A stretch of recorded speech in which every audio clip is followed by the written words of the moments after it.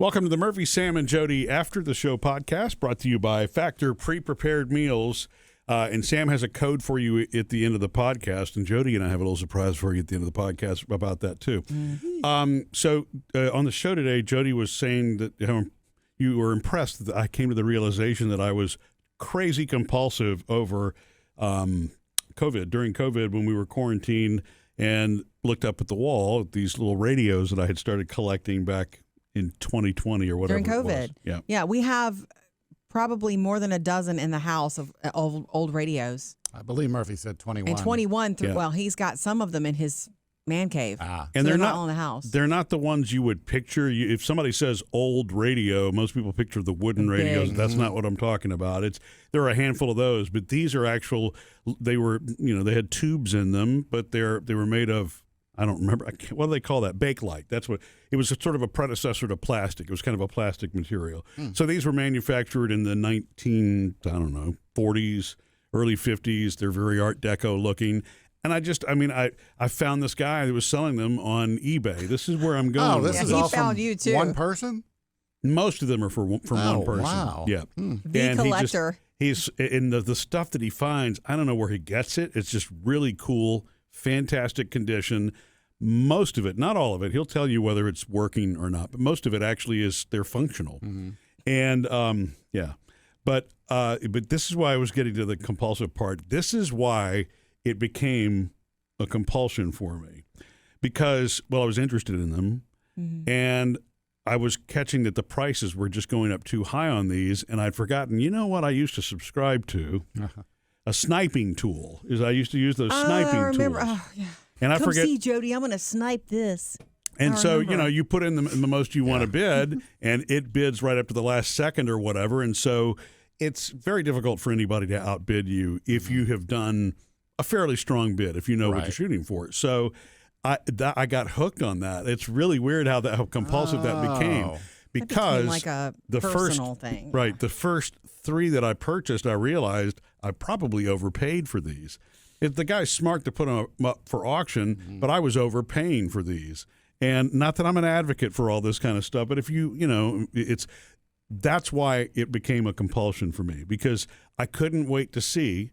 And I'd set my threshold. The thing is, you set your threshold and you walk away. Yeah. I know what I'm willing to spend. If I don't get it, I don't get it. Yeah. If I do get it, awesome. But usually it's because it places that maximum bid that you have. So it became compulsive because you overpaid, and then you were trying to win your money back somehow or something? Like, what does that mean? No, it became compulsive because of the snipe part of it. He had to win the bet or the auction. Right, exactly. Against the other people. Every person that was trying to put a last-minute auction, I was winning every single one of these. Oh, so it created a feeling of winning. Well, I guess winning's the wrong word. Look. The real winner's the guy I was buying them from. Yeah, you have a whole living room full of winning there. we do.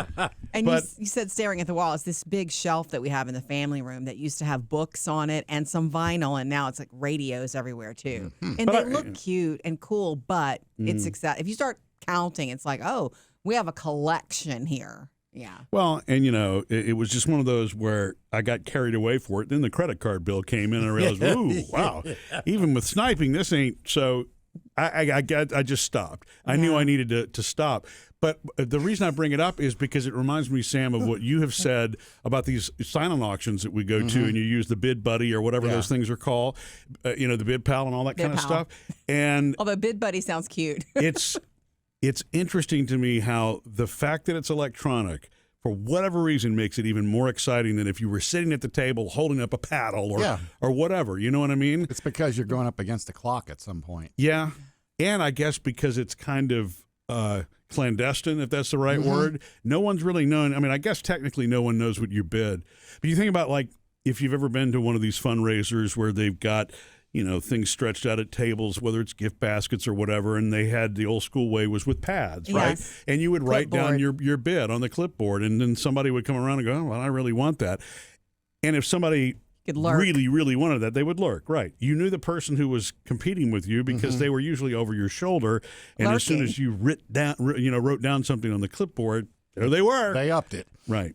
And But do this on the low. Right. So I guess the reason I'm saying that is it's really weird to me how I got consumed and caught up in it like anything else. Mm-hmm. You know, I guess it kind of got exciting and thrilling. It's like, well, I Yes. won.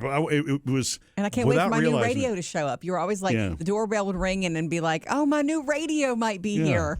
And I was like, but we can all do this. Yeah, exactly. So It when can the happen. when the credit card statement came in, my next thought was, I don't need these many radios. I'm like, but I didn't sell any of them. But I About to just say, stopped. we still have them all. I stopped. Yeah, because I like them. I really do like them. But it went from 3 to 7 to 15 to whatever it is I think now. 3 or 20. 7 would have looked cool. So are you know? looking at maybe selling some of them, or are you keeping them? At some That's the big point, maybe I question. will. I've kept all the paperwork on them so that if it's Oh, what. So if you find there's another paperwork on sucker, them?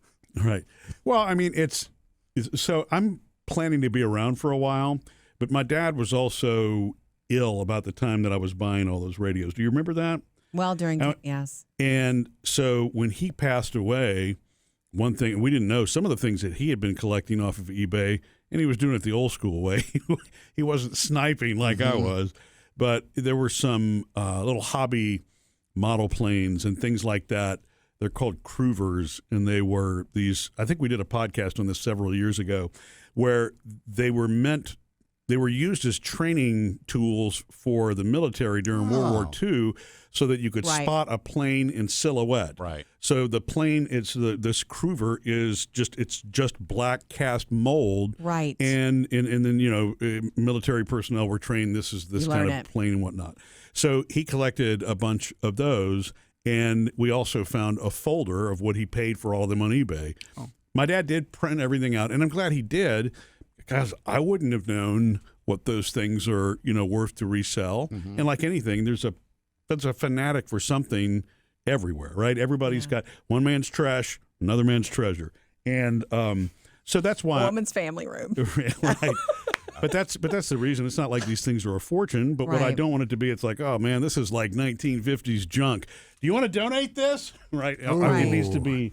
Some of them will need to be resold, or should be. Sure. I you know. agree. I agree. We're not talking about extreme cash here, but we're talking about something that is worth a good $50, $60, Sure. $70. Kinda you know? cool. Right. So, Times 21. That's yeah, a lot. let's do some math here. I think that we're all human and we are all capable of this in other ways. It was a compulsion. Is that what you're saying? Because mean, I'm sure I'm compulsive about things. It's just harder for me to see my own. Right? Sam, you admittedly are compulsive about buying flashlights online. Yeah. And you have about 100 flashlights in your I life. only got about a dozen. See, that's more than Oh, anybody wait, there's- needs. I have 3 in the car. Oh, Okay, there there's you go. 15 then. See, we can all be compulsive about things. You just have to be careful because when you look over, if you were to catalog everything, how much money Yes. have you spent on compulsion, especially in our economy, in our time? Is it smart? And if you're putting actual physical things in your spaces, are you cluttering up your head too with things? Yeah.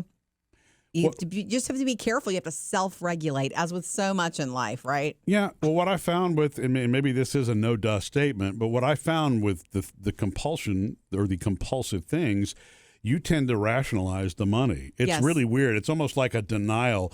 For example, when I was still drinking, and I quit, and my anniversary's coming up on that, Jodi, May 19th, 2011. Before I quit drinking, if there was something that I wanted at a bar or whatever, even if I went, whoa, that's expensive, I would tend to gloss right over it because I wanted it. Yeah. And I didn't care.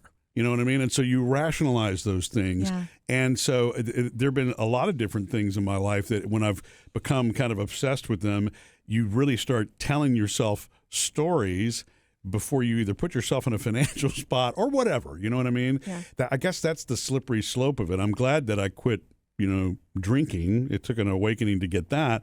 But the same kind of, if I look at all those things that I've really loved, craved, or wanted, at some point, even if I can't afford it, I find some way in my head to dismiss that, which is really dangerous, I mean, it's not, and It's I've the not, way to be in debt. I've not taken it to a point where it's just a crazy amount of debt or anything like that, obviously, but it can be. And there have been things in the past that, I knew that in my 20s that I would do that.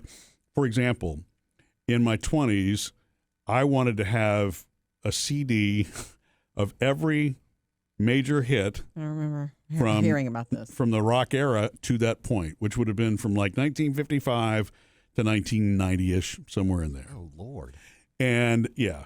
And so I ran up one heck of a credit card bill, the worst ever, actually. It was the first time I'd experienced, really bad debt. And so I locked myself down. I did not let myself buy any more, put myself on a 3-year plan. Yes, it took 3 years, but then I paid that credit card off. And I didn't charge a thing to that credit card until I paid, that off. It took a ton of discipline to go, wow, what was exciting for 4 or 5 months Right. became something that I was bound to for 3 years because I was in over It's a good story my head. to tell. Yeah. Where are those CDs now? Oh, I still have them. Oh, in his man cave. Yeah, actually, I tried, and I know that there are markets for them. I tried to sell them, and I sold some of my favorites, and I realized, wow, this is going to be time consuming for, I would say, little money. Right? You'd have to sell the collection as opposed to one or two here and there. It depends. And, look, everything's MP3 now anyway. I was right at the crux of all that changing. It can be done if you've got the time, the energy, or retired. If I was retired, okay, maybe, because you're talking about a $9 or now today a $4 CD that you're still going to have to postage and you're going to have to package and you're going to have to take to the Time whatever. is money. Right, exactly. So maybe someday I will. It's just not worth the time right now. But yeah, so I did keep them. It's not like it's not been a total loss. But who plays a CD anymore? I was just say, nobody. Is it not a total loss? We'll see. Time will tell. Well, see, I told you I was rationalizing, didn't I? All right. Factor. Murphy and I had our first Factor meals last night. Oh, okay. I want to It know was what the good. thing is you like the most about it. Or if it's from easy to say. my perspective, Yeah. I didn't have to cook or clean up. Bingo. I mean, when it was over, I was like, really? The kitchen is not needing my attention? Yeah. Incredible. And I was going to be extra scrutinizing because you've talked about it not being frozen, Sam, and all that. Yeah. And I was very impressed. I was also impressed that it was seasoned more than I thought it would be because, sometimes those meals can be bland and you have to add to it. And everything was, wow. He I had was very impressed. garlic chicken. I had creamy Greek chicken with penne. Yeah. It was good. Oh, yeah. I love their chicken recipes. It was They're good. so good. See, 2 minutes in the microwave, and you didn't have to clean up a No. thing. And you know what? Unbelievable. Despite my dismay, it was a responsible portion. All right. I was worried about that for Murphy. But no, it's good because it's an intelligent portion. It's what you should be, right? So Yes, they're chef-crafted, dietitian-approved, and intelligent portions right here. And you can get it right now for 50% off because we have a special code for you. Factormeals.com is the website, factormeals.com. The code is MSJ50. That'll get you 50% off your first box and then 20% off your next box. So it's MSJ50 is the code.